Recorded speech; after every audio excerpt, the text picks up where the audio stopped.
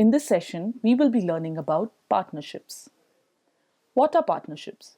When two or more people invest together in something, they form a partnership. Depending on how much each person invests and for how long, they share the profits. Let's look at some key concepts in partnerships. Partners investing for the same time and partners investing for different time. Partners investing for the same time. In such cases, the profit share is equal to the capital share. Let's take an example of Raj, Sam and Sita. Raj invests 10,000, Sam invests 20,000 and Sita invests 30,000.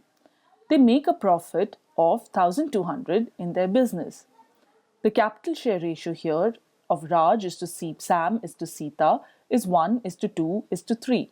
Therefore, the profit share ratio will also be the same. That is, Raj is to Sam is to Sita is as 1 is to 2 is to 3. This means that if Raj makes X share of the profit, Sam gets 2x and Sita gets 3x. X plus 2x plus 3x is equal to 1,200 or x is equal to 200.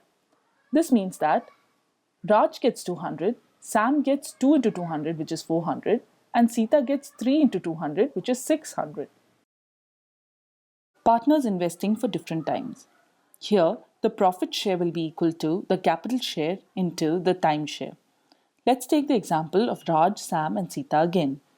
Raj invests 10,000 rupees for 1 year, Sam invests 20,000 rupees for 6 months and Sita invests 30,000 rupees for 6 months.